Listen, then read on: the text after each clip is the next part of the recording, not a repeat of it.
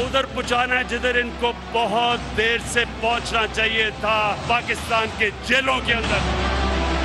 इसको बहुत जल्द मैं बाहर निकालूंगा।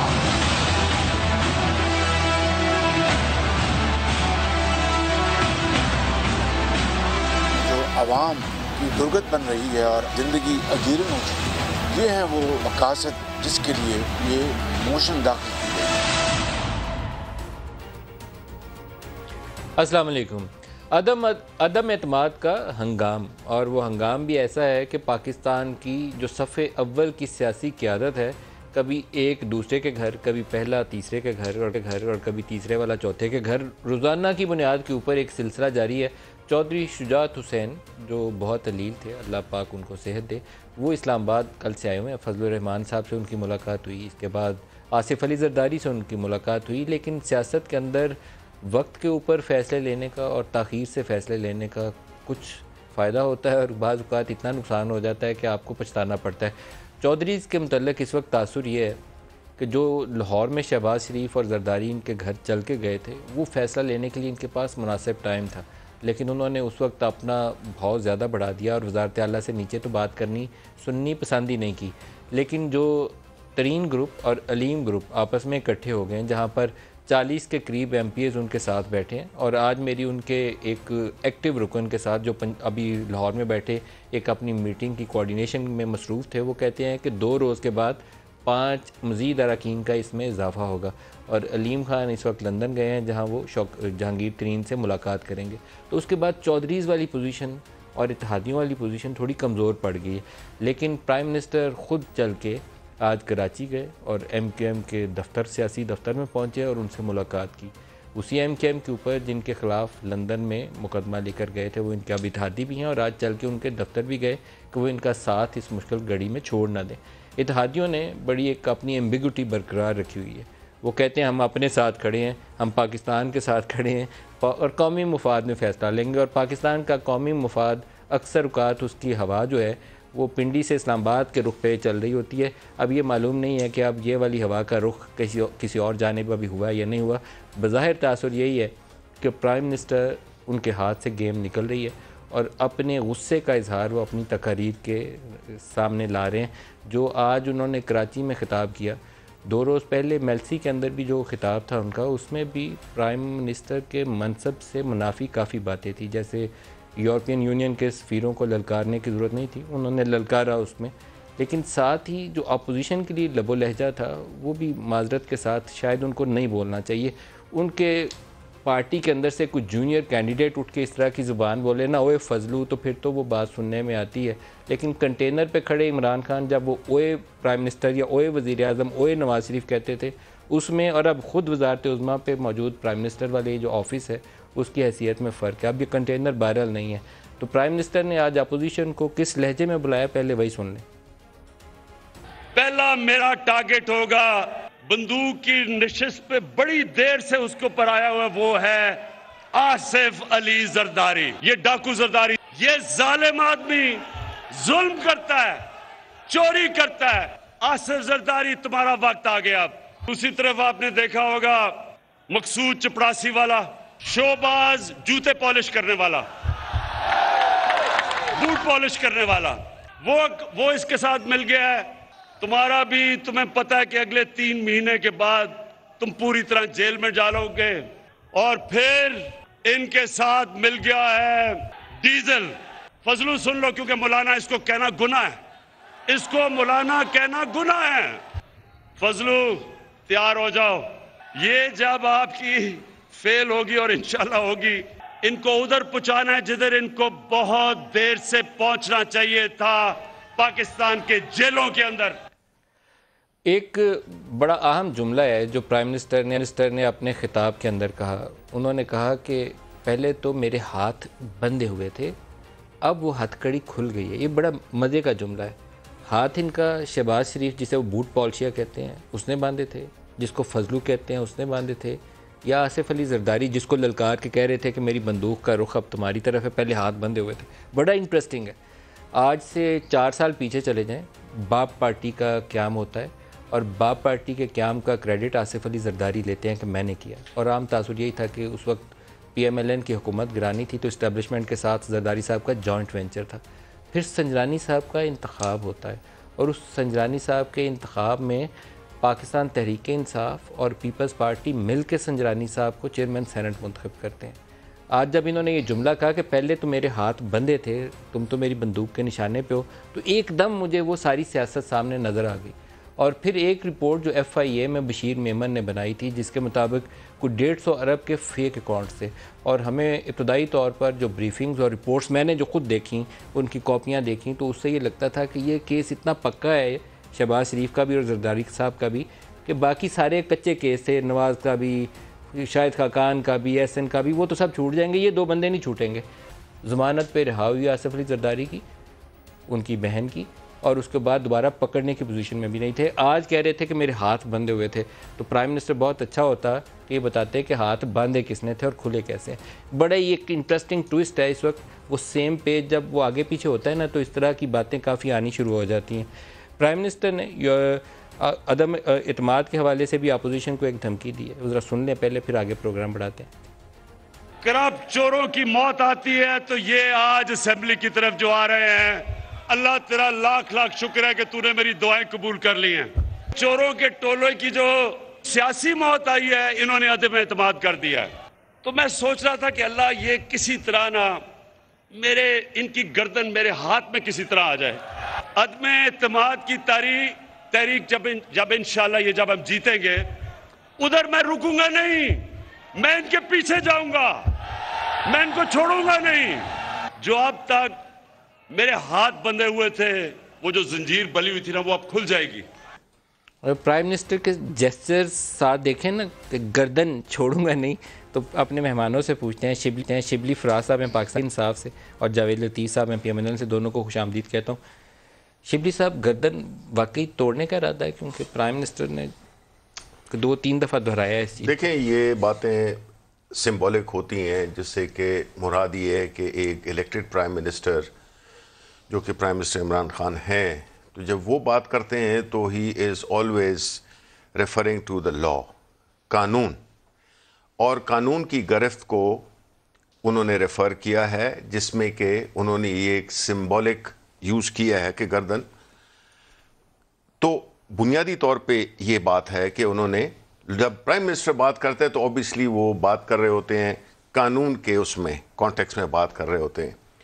जब ये कोई he is the prime minister of Pakistan, अगर वो कोई आम उसमें या कोई एक आम बंदा ये बात करे तो उसका तो आप लिटरल मीनिंग ले सकते हैं, लेकिन जब एक प्राइम मिनिस्टर बात कर रहे होते हैं तो जाहिर है कि व्हेन ही इज सेइंग, तो उनका मतलब यही होता है कि वो जितने भी कानूनी टूल्स अवेलेबल हैं वो उनको अप्लाई करेंगे। और जब उन्होंने फजलुर रहमान को कहा फजलू डीजल मैंने 10 रुपये सस्ता 20 रुपये कर दिया, तो उसको भी लिटरल मीनिंग लें या उसको या कुछ और सेंस? देखिए, पहली बात तो ये है ना कि एक चीज़ तो हमें एक चीज़ को क्लैरिफाई करना है, वो ये है कि बदकिस्मती से इस मुल्क में आपको पता है कि कानून की बालादस्ती तो नहीं रही है। आप एक मंजे हुए वो हैं जर्नलिस्ट हैं, आपको पता है कि हमारी जो मुल्क में एक 2 तबके हुए हैं, जिसमें कि एक में वो है जो कि कानून से बालातर होते हैं और एक होते हैं जो कि मेरे आप जैसे लोग जो कि कानून के उन पे अप्लाई होता है। बदकिस्मती से पावर, पॉलिटिकल जो पावर है उसको इस्तेमाल किया गया है ज़ाती मफादात को हासिल करने में। कानून को बिल्कुल घर की लौंडी बनाया गया है और उस वजह से क्या हुआ है कि नंबर 1 पॉलिटिशियंस बदनाम हुए।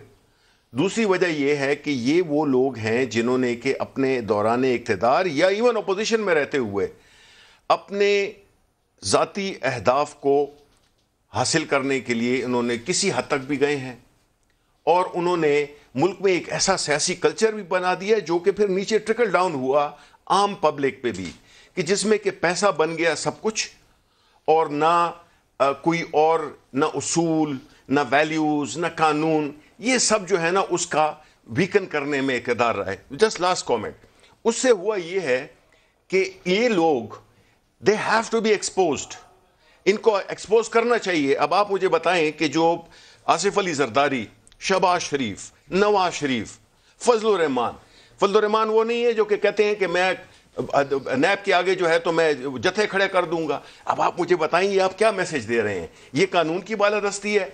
सच people need to be put in their place. इनको उनकी जगह पे बैठाना चाहिए, अवाम के सामने एक्सपोज करना चाहिए कि ये नहीं है कि अगर मैं आज वजीर हूं तो मैं हर चीज से मुबर्र हूं, मैं जो करूं वो मुझे जायज है। कल अगर मैं चोरी करता हूं और अगर कोई मुझे दूसरा चंद साहब मुझे कहते हैं कि शिबली फराज चोर है, तो वो एक अगर है तो फिर वो फैक्ट है। जावेद साहब से पूछिए। तो I don't deserve any respect in that case. Javed साहब, जो उन्होंने आज जुमले इस्तेमाल किए, बूट पॉलिशिया से शुरू करते हैं, शोबाज बूट पॉलिशिया।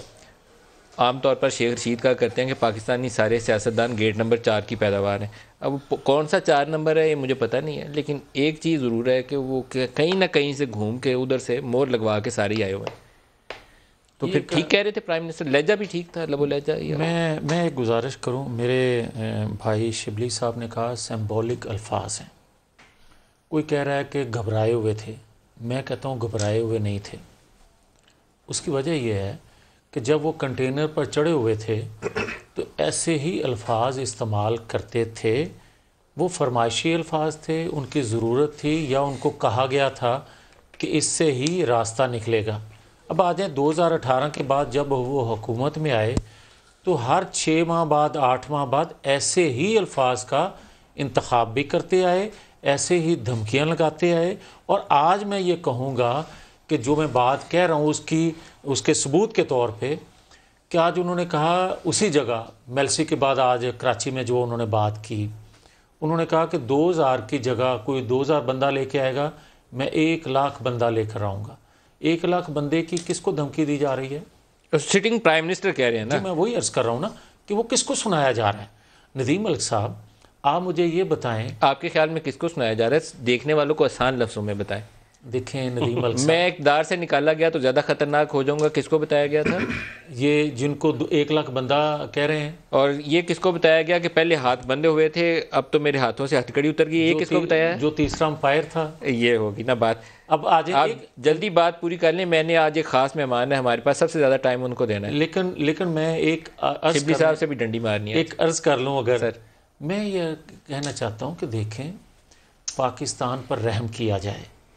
आप कंटेनर पर चढ़ा के किसी को, आप उसके लबो लहजे को आज तक चेंज ना कर सके, और आज फिर नौबत ये आ गई कि हर 6 माह बाद धमकी दी गई और अपना काम निकलवाया गया। और जो ये कहा जा रहा है कि मैं बाहर निकलूँगा तो बड़ा ख़तरनाक हो जाऊँगा, ये मुझे नहीं कहा जा रहा, इसलिए कि मेरे लिए ख़तरनाक उस वक्त तक है जब तक अदारे उनके अंडर हैं। जब अदारे उनके डोमेन में नहीं रहेंगे, इख्तियार में नहीं रहेंगे, तो मेरे लिए तो ख़तरनाक नहीं होंगे। मगर एक सेकंड मलिक साहब, मैं कहना यह चाहता हूँ कि जो दुख की बात है, आप ये लबो लहजा एक थानेदार का तो हो सकता है, एक नैब के चेयरमैन का तो हो सकता है, सज़ा जजा देने वाले अदारे का तो हो सकता है कि मैं पकड़ के ये कर लूँगा, किसी बदमाश का तो हो सकता है कि किसी महल्ले का है, किसी शहर के बदमाश का कि मैं छोड़ूंगा नहीं, घर में घुस के ऐसा करूँगा। ओ यार, जैसा भी था लगा दिया गया। एक प्राइम मिनिस्टर का ये लबो लहजा होता है। सर, किसी कानून नाफिज करने वाले इदारे के सरबराह का भी नहीं हो सकता। नदीम अफजल चंद साहब, नहीं होना चाहिए। नहीं सर, कैसे हैं आप? खैरियत से? मैं ठीक हूँ जी। पाकिस्तान तहरीक इंसाफ में कुछ लोग काबिल तारीफ़ हैं। मैं शिबली फराज साहब को मैं मुंह के पीछे भी कहता हूँ और उनके सामने भी कहता हूँ कि ये एक आइडियोलॉजी लेके बंदा चलते हैं ना। आप पॉलिटिकल वर्क करें, ये आपकी स्ट्रेंथ है। आप जिस जमात में भी बैठे हैं, आपका हुसन यही होगा कि आप पॉलिटिकल वर्क करें।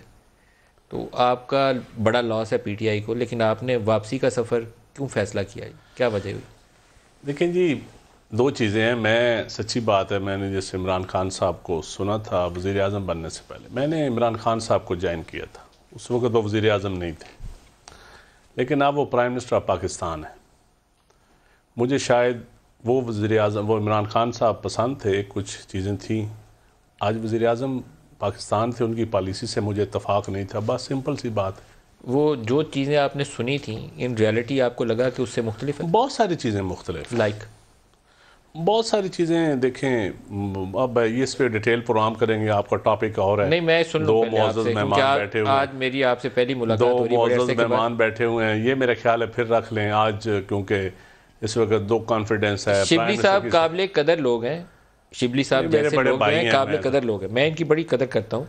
इनकी जमात के अंदर कुछ लोग इनकी टांगे खींचने की कोशिश करते हैं, लेकिन ऐसे लोग की कदर होता रहता है टांगे टूंगे वाला। ये आपको क्या आपके साथ? देखिए, मैं तो सच्ची बात है, मैं कंफर्टेबल नहीं था। मैं शिबली भाई को भी पता है, मैंने कोशिश की अपने आप को एडजस्ट करने के लिए। शायद मेरा वो ब्रीड ही नहीं था पीटीआई वाला।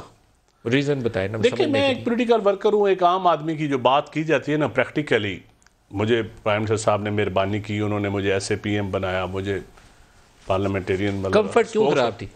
कंफर्ट मेरे ख्याल है, मैं क्योंकि ज़मींदारा बैकग्राउंड से हूँ, काश्तकार हूँ, फिर मैं सोचता हूँ कि छोटे सूबों की भी बात की जाए, छोटे सूबों के साथ वो प्रैक्टिकली उसके ऊपर काम भी किया जाए। मजदूर की बात, ये जो बातें होती हैं, मैं कहता था कि इस पे अमल भी चंद चीज़ों पे हो जाए। मतलब जो अल्फाज बोले जाते थे, आज मैंने तकरीर में सुनाए, मुझे पता चला कि एक मीटिंग हुई थी जिसमें आपने कहा ये सारा दिन चोर डाकू पकड़ धकड़ दूसरों के औरतों पे बदले, आप मुखालिफ करते थे। मैं इन अल्फाज से, मैं खान साहब को, मुझे एक मैं वाक़या सुना देता हूँ। शिबली भाई बैठे थे उस वक्त कैबिनेट में, जब मेरे ख्याल है हज़ारा में स्पीच की थी खान साहब ने उस दिन बिलावल साहब के ख़िलाफ़।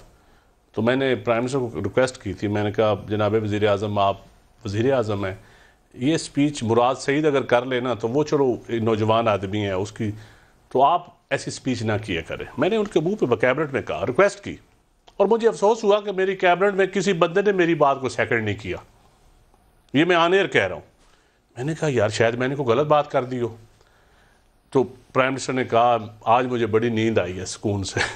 आज नींद आई आज नींद आई है सुकून से। और एक और मौका तो मैं उस दिन, वो मेरा ख्याल है बड़ी उन्होंने वो कुछ उनके शान आज भी जो बातें की हैं, मैं समझता हूँ जब प्राइम मिनिस्टर ऑफ पाकिस्तान एक पार्टी का सरबराह, तो मैं तो इसलिए आज बैठ के कर रहा हूँ कि मैं उनके सामने भी कर चुका हूँ। और यकीन करें बहुत सारे लोग, शिबली भाई भी जानते हैं, जब हम उठ के गए तो मुझे कहते बात आपकी ठीक थी, लेकिन वज़ीर आज़म से वो खुश थे वज़ीर आज़म। मैंने कहा आपने वज़ीर आज़म को अलहदगी में कर देनी थी ये बात। एक वो भी तो मौका था कि जब आपने वो पकड़ धकड़ और वो शरीफ फैमिली की औरतों पे पर्चे थे, आपने मुखालफत की, तो कहा गया कि जो हमारे बयानिए से नहीं चल सकता वो लहदा हो जाए। थोड़ा वो भी बहुत बयानियत, वो तो आखिरी हुई जब हज़ारा वाला इशू हुआ, जब और इशू हुआ, तो प्राइम मिनिस्टर ने कहा जो मेरी पॉलिसीज़ को, तो प्राइम मिनिस्टर की उम्र ख्वाहिश होती थी कि उस्मान बुज़दार साहब की तारीफ़ की जाए, वो बहुत काम कर रहे हैं, बहुत अच्छे काम करते हैं। तो वो अक्सर मीटिंग में ये कहते हैं कि उनकी तारीफ़ की जाए, और हक भी बनता है जब चीफ मिनिस्टर हो। लेकिन हम कहते थे जी वो तारीफ़ तो देखें, आप जब पार्टी के हों, नुमाइंदे हों, तो पार्टी की तारीफ़ करनी चाहिए, पार्टी पॉलिसी को टोक करना चाहिए। जब पार्टी में अगर शिबली भाई कैबिनेट मेंबर थे या मैं था, तो मेरा फ़र्ज़ बनता है, लेकिन हर बात पे फ़र्ज़ नहीं बनता। हम पॉलिटिकल वर्कर हैं। पॉलिटिकल वर्कर में और आम आदमी में जो अंधा फॉलोअर होता है उसमें फ़र्क होता है। पॉलिटिकल वर्कर हो तो आपको क़यादत के सामने सच्ची बात भी करनी चाहिए, कम से कम बंद दरवाजे में जरूर करें। जब बंद दरवाजे से निकलें तो फिर आप चीज़ें बाहर जाके पार्टी पॉलिसी को टो करें, ये पॉलिटिकल वर्कर की लेकिन अंदर तो खुल के बात करें। तो बहुत सारे इश्यूज हैं जो बड़े मायूसी हुई, सच्ची बात है। बड़े बड़े कादावर लोग मैंने देखे हैं कि बाहर प्राइवेट मीटिंग्स में नदीम मलिक साहब से, शिबली साहब से, मेरे से बड़ी बड़ी बातें, ये सारी पार्टियों में होता है वैसे, ईमानदारी की बात ये है। शिबली साहब, आप would you like to comment? जी, मैं देखिए, मैं पहले अगर आई डोंट नो, अगर मैं इनका नदीम का बात करूं जो इन्होंने बातें की हैं, अगर आप चाहें तो। नहीं, मैं बड़ा ब्रीफली मैं नदीम की बात करूं। देखिए, नदीम अफजल चंद, इसमें कोई शक नहीं कि पॉलिटिकल वर्कर हैं और हमेशा हमारी पॉलिटिकल वो बातें होती रहती थी, और ये एक ऐसे पॉलिटिकल पार्टी से आए थे। देखिए, हर पार्टी का एक कल्चर होता है इंटरनल। मैं पीपल्स पार्टी में, जमात इस्लामी में या ANP के, ये नहीं कि ये कुछ और वजह, हर पार्टी का और अपनी पर्सनैलिटी का उसमें एक सिंक इन होता है। हम जैसे लोग जब हम पार्टी में आए हैं तो हम इन चीज़ों पे बिलीव करते हैं। हम ये समझते हैं कि इस मुल्क को बड़ी बुरी तरह से सियासत के नाम पे, देखिए फैक्ट ये है ना कि इधर ये भी हो जाता है। आप अगर वकील के साथ कोई उसको वो करें, वो कहते हैं जी उस पर जुडिशरी पे हमला है। आप कोई लॉ पास करें या कोई, चाहे वो गलत हो ठीक हो, उसकी मैं बहस में नहीं जाता, कहते हैं जी तो जर्नलिस्ट का वो किया जा रहा है, गला घोंटा जा रहा है। आप सियासतदान को पकड़े, वो कहते हैं कि जी तो पॉलिटिकल विक्टिमाइजेशन हो रही है। The thing is that maybe it's true in some cases, but generally आप इसके पीछे अगर छुप जाएं तो मेरे जैसे लोग जो कि सियासत में नहीं आना चाहते थे, हमारे बड़े सियासत में होंगे लेकिन मेरे जैसे लोग सियासत में नहीं आना चाहते थे, हमें इमरान खान ने हमें जो डायरेक्शन दिखाई, जो सिंसियरिटी हमने देखी, जो कि आज दिन तक मैं फील करता हूं कि he is sincere in whatever he is saying, whatever he is doing, अब जाहिर है कि आप एक दूसरे कल्चर से आते हैं। अब अगर उस कल्चर पॉलिटिकल पार्टी को छोड़ दें, आप जो है तो नदीम अफजल चंद को पेशावर ले जाएं, कल्चर डिफरेंट है। अगर ये एक्सपेक्ट करेंगे कि जी ये पठान किसी और तरीके से बिहेव करेंगे तो मेरा ख्याल है कि जरा ज्यादती होगी। आप कुछ कहने में ब्रेक पे जाना है। शिवली भाई मेरी बात शायद समझे नहीं है, मैं जनरल बात करता हूँ। देखें, कल्चर हर पार्टी का मुख्तलिफ होता है। इज्जत वो जनरल एक कॉमन चीज़ है, इखलाकियात एक कॉमन चीज़ है, आइडियालॉजी एक कॉमन चीज़ है। सारी पॉलिटिकल पार्टीज का मैनिफेस्टो उठा के देख लें, तकरीबन एक जैसा है।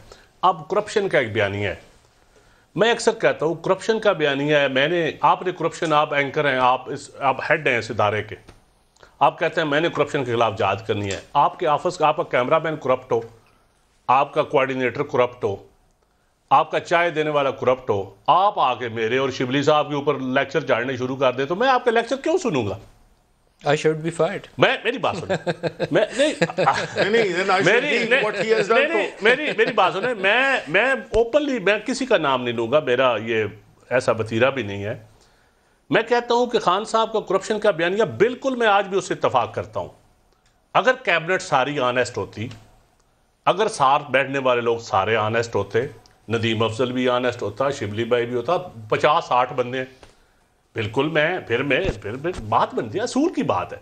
अगर आप कहते हैं कि जी मैं जिस इमरान खान को ज्वाइन किया था वो इक़्तिदार पे कंप्रोमाइज ना करने वाला इमरान खान था, उसने कहा था कि मैं कंप्रोमाइज नहीं करूंगा। लेकिन आप करप्ट आदमी को साथ बिठाते हैं चंद वोटों के लिए, इक़्तिदार को 2 साल तूल देने के लिए, या उन लोगों को जिनको आप पहले गालियां देते रहे हर वक्त, और प्रूफ है नैब में केसेस पड़े हुए हैं, FIA में पड़े हुए हैं। तो आप मनी ट्रेल, आपको एक तरफ आप मेरी मनी ट्रेल पकड़ लेते हैं अब और एक तरफ नदीम नहीं। शिवली भाई मेरी आपसे कोई बहस नहीं, आप मेरे बड़े हैं, मैं आपसे बहस नहीं करूंगा। नहीं तो वज़ीर आज़म ने इक़्तिदार की खातिर ओवर जनरल बात कर रहा हूं। वज़ीर आज़म ने इक़्तिदार की खातिर साहब की बात भी नहीं कर रहा। वज़ीर आज़म ने इक़्तिदार की खातिर कंप्रोमाइज की बात कर रहा हूं। जिस पार्टी का भी बयानिया करप्शन का बयानियों को आप पकड़, मैं डिबेट करने के लिए तैयार हूं, जिस मर्जी आप कैबिनेट मेंबर को बुला लें, सिवाय चंद मेरे दोस्तों के, इनके साथ मैं सर एक जुमला ये हो गया ना, मैंने ब्रेक पे जाना है। शिबली फराज आए हैं तो मेरे बड़े भाई हैं, मैं इनके साथ आता सर जी। मैं सर एक जुमला ये हो गया कि फिर वज़ीर आज़म ने अपने इक़्तिदार को कायम रखने की खातिर असूलों पे सौदा किया। नॉट ट्रू सर, नहीं किया है। मैं कहता हूं कि सर उसकी वजह मैं आर्गुमेंट, जिस इमरान खान को मैंने सुना था, जिसको मैंने ज्वाइन किया था, आज का वज़ीर आज़म ने कंप्रोमाइज किया है। कंप्रोमाइज किया। देखिए ब्रेक ले लें, इसके बाद जवाब पूरा ले लेंगे, नहीं तो काटना पड़ जाएगा। एक ब्रेक ले लेंगे, हमारे साथ रहिएगा।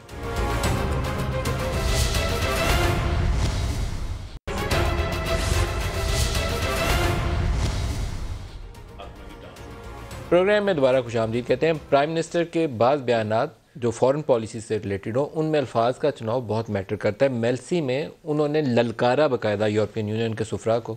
उसके बाद आज एक अंग्रेज़ी अखबार की खबर है UK के कुछ विजिट्स के हवाले से, उसको मैं डिटेल्स में नहीं जाता, लेकिन आज प्राइम मिनिस्टर ने यूरोपियन यूनियन के हवाले से दोबारा एक जिक्र किया है। सुन लें पहले क्या कहा उन्होंने। ये आज बड़ा बोल रहे हैं जी, ओहो इमरान खान ने यूरोपियन यूनियन के ऊपर कुछ कह दिया। मैंने कुछ नहीं कहा, मैंने सिर्फ उनको याद कराया है कि जब हमने आपके साथ आपकी जंग में शिरकत की थी, हमारे 80,000 लोगों ने कुर्बानियां दी थी। मैं इनको सबको याद कराता हूं कि हमने कुर्बानी दी थी, हमारी किसी ने ना अप्रिशिएट किया, ना हमें हमारा शुक्रिया अदा किया। तो आप जब कहते हैं कि अब हम आपके साथ फिर मिल जाएं, मैं सिर्फ तब मिलूंगा जब भी आप अमन के लिए निकलेंगे। मैं अमन के में आपके साथ आऊंगा, लेकिन किसी जंग में आपका साथ नहीं दूंगा। शुक्रिया। बाज़ जो पॉलिटिकल एनालिस्ट हैं वो कहते हैं कि प्राइम मिनिस्टर को अपनी कुर्सी जो है वो डामाडोल नज़र आई है, तो जो 77 का जुल्फ़िकार अली भुट्टो वाला मॉडल था, ये उसको फॉलो करने की कोशिश करते हैं। जुल्फ़िकार अली भुट्टो ने क्या किया था एग्जैक्टली? उस वक्त पाकिस्तान फ्रांस से एटमी रीप्रोसेसिंग प्लांट हासिल करने की कोशिश कर रहा था। अमरीकी वज़ीर ख़ारजा ने एक इनको ख़त लिखा और जुल्फ़िकार अली भुट्टो ने पिंडी में राजा बाज़ार वाली या लियाकत बाग में कहीं पे जलसे में वो ख़त लहरा के कहा कि ये देखो अमरीकी वज़ीर ख़ारजा मुझे ख़त लिख रहा है। फिर पार्लियामेंट में तकरीर भी की और कहा कि ये जो वाइट एलिफेंट है वो कॉन्स्पिरेसी कर रहा है मुझे इक़्तिदार से निकालने की। हेनरी किसिंजर मुझे धमकी देता है, बाई नेम उनको ललकारा। उसके बाद के वाक़यात हमारे सामने तारीख़ का हिस्सा है। थोड़ी सी मैं आपको झलक दिखाता हूँ कि भुट्टो कहा क्या करते थे। जावेद लतीफ़ साहब, ये कोई रिजीम चेंज का हिस्सा है आपकी पॉलिटिक्स जो है, अदम एतमाद, कोई बैनुल-अक़वामी कुव्वतें हैं आपके पीछे जो कोशिश कर रही हैं कि इमरान खान को गिरा के आपको ले आए? मैं नदीम मलिक साहब पहले तो बड़ी माजरत से कि इमरान खान साहब का मुआजना करना जुल्फ़िकार अली भुट्टो से ये ज़्यादती है। मैं एक सियासी वर्कर हूँ, मगर मैं सारी ज़िंदगी पीपल्स पार्टी के ख़िलाफ़ इलेक्शन लड़ा हूँ, आइंदा भी लड़ूँगा, मगर जो हकीकत है वो मैं ज़रूर कहूँगा। अब इसी तरह मैं सबूत के तौर पे दो चीज़ें अर्ज़ करता हूँ। पहले मुझे ये बताएं कि जो शख्स अपनी सरजमीन के ख़िलाफ़ चार्जशीट दे, इसने कहा इमरान खान साहब ने असेंबली फोरम पर खड़े होकर कि हमने अपने लोगों को अमेरिका के सामने बड़ी कीमत पर बेचा। सर वो जनरल मुशर्रफ की किताब का हवाला था, प्राइम मिनिस्टर ने अपनी तरफ से कुछ चीज़ें इन्वेंट नहीं थी। In the line of fire या क्या वो किताब है, उसमें जनरल मुशर्रफ ने मेरी एक बाहर रियलिटी के लिए मुझे बताना चाहिए रियलिटी क्या है। अगर ये भी हकीकत है जो आप बता रहे हैं, तो आप प्राइम मिनिस्टर हो ना, आप इन्वेस्टिगेट करो, उनको सजा दो जिन्होंने ऐसा किया है। कोर्ट जो आप अगर कोर्ट कर रहे हो, आपने कोशिश की थी, आपके साथ क्या हुआ था? अच्छा, फिर कोर्ट ना करें, अगर इतने जोगे नहीं हैं तो फिर ना भड़के मारें। फिर इसी तरह अमेरिका में बैठकर आपने जब ये कहा था कि अल-कायदा को ट्रेनिंग तरबियत पाकिस्तान ने दी, तो किसके खिलाफ बात कर रहे थे? जब आपने ईरान में बैठकर ये कहा कि हमारी सरजमीन आपके खिलाफ इस्तेमाल हुई, आप किसके खिलाफ थे? फिर इसी तरह जो आज आप बातें कर रहे हैं, क्या खारजा पॉलिसी जो है जलसे जुलूसों में तय होती है, टीवी पर आकर होती है, या आप दाखिला खारजा पॉलिसी जो है अपनी कैबिनेट में, अपने लोगों में, या असेंबली फोरम पर बैठ के तय करते हैं? आप मुझे ये बताएं कि आप एक दिन तो खुश थे कि वो पिछले जो अमेरिकन सदर थे उन्होंने सालसी कबूल कर ली वो कश्मीर की, और आप उस पर तो खुश थे और यहाँ आके बड़ा आपने इस्तकबाल किया, आपका हुआ, करवाया गया, मगर आपने उसके बाद क्या किया? उसके बाद इंडिया ने आर्टिकल 370 खत्म कर दिया। सर फॉरेन पॉलिसी, ये कुछ कोई रजीम चेंज की साजिश हो रही है? मैं आपको पहली बात बताऊं, मैं इनको ब्लेम नहीं करता हूं। इसकी वजह ये है कि ये यूज टू है उस लीडरशिप के जो सर्वाइल है। Servile mean गुलामाना। गुलामाना क्यों होती है, इसके पीछे भी एक रीजन है। जब आपके एसेट्स बायर हों, आपके अकाउंट्स बायर हों, आपकी प्रॉपर्टीज बायर हों, आपके इंटरेस्ट बायर हों, जो कि नवाज शरीफ के भी हैं और जो आसिफ अली जरदारी के भी हैं। अब जब आपके एसेट्स किसी जगह पे होंगे, आप अपने मुल्क की फॉरेन पॉलिसी को कंप्रोमाइज करेंगे। आपने हमेशा यही किया है। आपने कभी भी पाकिस्तान के इंटरेस्ट को नहीं देखा। हमारी प्राइम मिनिस्टर इमरान खान ने हमेशा, before he was in power, उनका एक इंडिपेंडेंट पाकिस्तान, एक सेल्फ रिस्पेक्टिंग और एक वो पाकिस्तान की फॉरेन पॉलिसी जिसका कि मेन पिलर हो, ओनली नेशनल इंटरेस्ट में फैसले करने चाहिए। इनको ये बात बड़ी अचंभी लगती है। हम क्यों किसी की जंग का हिस्सा बने? हमें माजी से कुछ नहीं सीखना।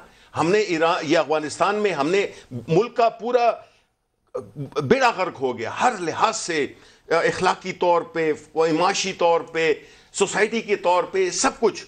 तो एक प्राइम मिनिस्टर है जो कि कहता है कि भाई देखो, हम गरीब जरूर हैं लेकिन हमने अपनी नेशनल सॉवरेनिटी पे और अपने नेशनल इंटरेस्ट पे बिल्कुल कंप्रोमाइज नहीं करना। और हम, अगर हमें यह कहा जा रहा है कि जी आप यूं करो, आप वो करो, तो देखें इसमें आई थिंक जनरल पब्लिक ने, मतलब हम भी फिरते हैं लोगों में, ने बड़ा अप्रिशिएट किया इस बात को। बल्कि इस चीज ने हमारी जो प्राइम मिनिस्टर का जो पॉपुलैरिटी का लेवल है मजीद बढ़ा दिया है। उसकी वजह मांगे कि 4 और मुल्कों से हमारे तलवा टूट ना जाए। चंद साहब से भी एक जुमला इजाजत से मुझे ये नहीं नदीम मलिक साहब समझ आ रही कि जुल्फ़िकार अली भुट्टो ने एटम की बुनियाद रखी, नवाज शरीफ ने एटमी धमाके किए, उनके खिलाफ तो आलमी साजिश हो, और भाई आपने किया क्या है? चंद साहब देखिए, दो चीज़ें हैं। अगर खान साहब को कोई खतरात हैं बैरूनी, तो चाहिए ये थे कि पार्लियामेंट को एतमाद में लेते, पॉलिटिकल पार्टीज को इनवाइट करते, उनके साथ शेयर करते, कौम को बताते कि ये खतरात हैं, और फिर जो पॉलिटिकल पार्टी ना खड़ी होती वो एक्सपोज हो जाती। सर मुझे लगा कि ये उस मॉडल को, उस स्टाइल को फॉलो किया है। मैंने इसी जुल्फ़िकार अली, अल्लाह ना करे वो अंजाम हो किसी का,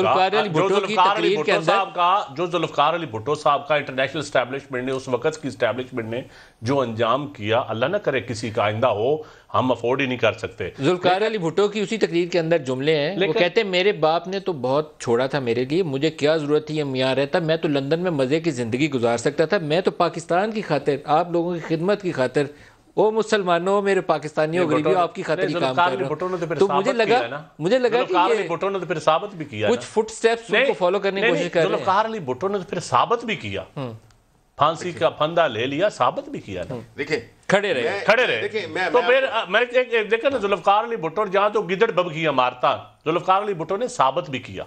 देखिए आपको पता है चंद रोज पहले एक मिसाल और पॉलिटिकल पार्टी से डायलॉग भी किए, हालांकि वो सैबोटाज हो गए डायलॉग। निज़ाम मुस्तफा पे तहरीक चली, फिर सैबोटाज हो गए, डायलॉग भी किए। निज़ाम मुस्तफा की तहरीक किसने चलवाई उस वक्त? चलो सर देखिए मैं सर एक कमेंट कर दूं। देखें ये इन्होंने बिल्कुल बात की जुल्फ़िकार अली भुट्टो की। हम तो जुल्फ़िकार अली भुट्टो मानते हैं, उसने कौम के लिए बड़ा कुछ किया है, लेकिन पीपल्स पार्टी क्या भुट्टो की पार्टी है या वो जरदारी की पार्टी है? मुझे ये भी बता देना, आया ये पार्टी उसी चीजों को लेके चल रही है जो रोटी कपड़ा मकान का उन्होंने नारा लगाया था, वो ये जरदारी और बाकी जो अभी बिलावल हैं ये पूरा कर रहे हैं। सिंध का क्या बुरा हाल कर दिया है कि सिंध को मतलब है कि पिछले 15 साल से सर इनकी हुकूमत है, वहां पे आप सड़कें देखें, अस्पताल देखें, स्कूल देखें, लॉ एंड ऑर्डर देखें, सब कुछ तबाह बर्बाद है। और ये चले हैं जैसे एक बंदा मैट्रिक में फेल हो और वो पीएचडी के लिए दाखिला ले रहा हो, वो इस्लामाबाद को ठीक करने आए। ब्रेक ले लें। एक और सवाल है जो आप, क्योंकि फराज साहब से ज़्यादा तो इन चीज़ों से कोई वाकिफ़ नहीं था ना, तो शिबली साहब उन पर बड़ी अच्छी रोशनी डाल सकते हैं। 77 क्यों हुआ था और 12 अक्टूबर क्यों हुआ था? क्या कुछ ऐसे खतरात तो नहीं है आज? अल्लाह पाक रहम फरमाए पाकिस्तान की हालत के ऊपर। सियासत करनी चाहिए लेकिन पाकिस्तान के मफाद की कीमत पे नहीं। ब्रेक ले लें, हमारे साथ रहिएगा।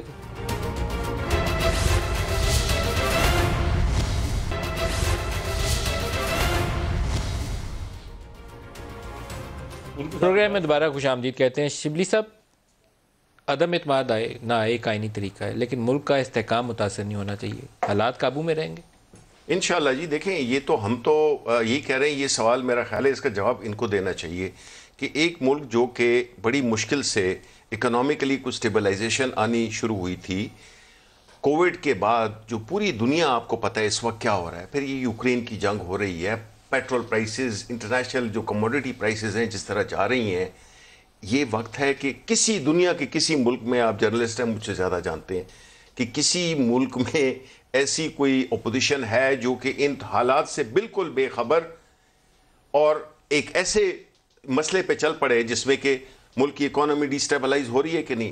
Markets uncertainty, they hate uncertainty. I am telling you as a banker, investment banker. अब मुझे ये बताएं कि इन हालात में आया ये जो ड्रामा रचाया गया है ये मुल्क के मफाद में है? सर क्विकली मैं वक्त ज़ाया किए बगैर सिर्फ इतना कहूँगा, इस डिटेल में जाए बगैर कि 4 सालों की कारकर्दगी क्या है, मगर ये कहने की तो मुझे इजाज़त दें कि आप मुझे ये बार बार अगर भाषण देंगे कि हमने पाकिस्तान को बेहतर कर दिया, तो आप ये बताएं कि आपके 2 गवर्नर, कई कुछ वज़रा, कई अरकान असम्बली अगर आपको छोड़ रहे हैं तो भाई आप भी अवाम की जान छोड़ दो। क्यों? कौन छोड़ रहा है?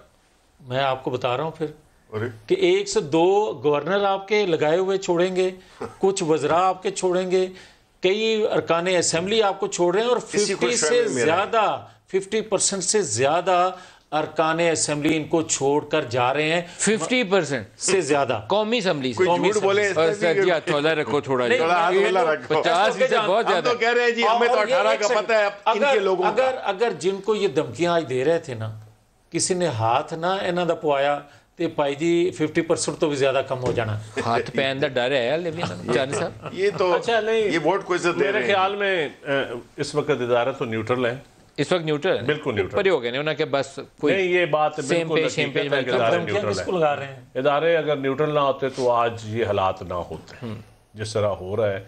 इदारे बिल्कुल न्यूट्रल और न्यूट्रल रहना चाहिए, अच्छी बात। ये डेमोक्रेटिक एक गेम है, जो सियासतदानों को अपनी गेम में खेलने दें, सियासतदान अपनी गेम खेलें और फौज को सियासत में मत घसीटें, अपना काम अपनी सियासत। अगर जो इल्ज़ाम लगाया या घसीटे, मैं समझता हूँ वो बिल्कुल ठीक नहीं कर रहा, बिल्कुल नहीं घसीटना चाहिए। इतनी न्यूट्रल मैं 5-6 MNAs को ईमानदारी की बात मैं खुद मिला हूँ आज। मैंने कहा आपको कहीं से फ़ोन आया, हालांकि मुझे पता है वो हुकूमत के खिलाफ वोट दे रहे हैं वो 5-6 MNA, तो उन्होंने कहा भाई हमें कोई फ़ोन नहीं आया। सर वो तो उदास बैठे होंगे, फोन ही नहीं है। नहीं, उन्होंने कहा बिल्कुल हमें कोई फोन नहीं है। इनसे पूछें। और मुझे 2-3 ये जो बाकी शिबली भाई को पता है कि अपोजिशन के कितने जा रहे हैं, मुझे नहीं पता। मुझे तो 3-4 लोग मैंने वैसे उनसे पूछा यार कोई फोन शून कोई, उन्होंने कहा बिल्कुल कोई फोन नहीं है। तो आपके साथ काफ भी खड़ी होगी, MQM भी साथ खड़ी होगी और बकौल इनके आदि PTI भी साथ खड़ी होगी, फिर तो काई पलट हो जाएगी। नहीं, मुझे ये फिगर जो जावेद साहब के हैं मुझे इसका ये नहीं पता। इनका दावा है। मैं अवाम में तीर में नहीं मारूंगा, मैं अवाम ये 2-3 दिनों में पता चल जाएगा। अब शिबली भाई भी कह रहे हैं कुछ अपोजिशन के आ रहे हैं, तो इसका मतलब है हुकूमत भी बंदे तो तोड़ रही है। फिर ये इल्जाम तो ना लाए बंदे तोड़ने वाला। अदम इत्तेमाद कामयाब होगी कि नाकाम होगी? खुद अप्रोच किया भाई। अगर इनको अप्रोच किया है तो खुद किया है, अगर इनके बंदों को किसी ने किया तो वो तोड़े जा रहे हैं, वो खरीदे जा रहे हैं। मेरा पॉइंट जरा नोट जा रहे हैं ना। अगर कॉलें ना आई तो अदम इत्तेमाद कामयाब हो जाएगी। जो शिबली भाई को अप्रोच करें वो मुफ्त, अब जो इनके बंदों को शफीद शरीफ आदमी को अप्रोच करे वो खरीदो फरोख्त। ये नहीं होना चाहिए। खरीदो फरोख्त तो आपकी पार्टी का बुरा मत मनाइएगा, ये तो आपका वतीरा है। आप तो बैग लेके फिरते हैं, चाहे सेनेट का इलेक्शन हो। आपने गिलानी साहब के इलेक्शन में क्या देखा?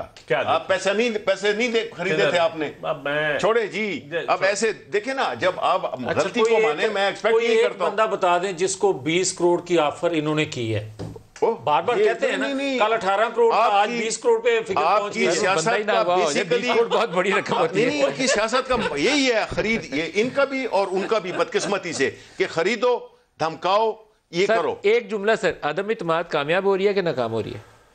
सर मैं आज आपको कुछ नहीं बता सकता। मुझे जो इस्लामाबाद, मैं तो बड़े दिनों बाद आया हूँ, और आपको हवा देख के क्या लगता है? जो वज़ारात चंद मिले हैं ना, उन वज़ारात के चेहरों से मुझे लग रहा है कदम इत्तेमाद कामयाब हो रहे हैं। अरे किससे मिल के आए आप? खबर चलाओ यार। चंद वज़ारात मैंने जो देखे हैं सड़क पे जाते हुए, टीवी पे बैठे हुए, दाएं बाएं, कोई किसी शॉपिंग मॉल में, किसी जगह तो मैंने क्या गलत कहा? वो जो मैंने वज़ारात के चेहरों पे मैंने जो रीड किया है ना, वो अदम इत्तेमाद देखी है और मेरे पास कोई खबर नहीं। नदीम अफजल चंद साहब, जावेद लतीफ़ साहब, शिबली फराज साहब, आप सबका शुक्रिया। आज के लिए इतना ही इजाज़त दीजिए। अल्लाह हाफ़िज़।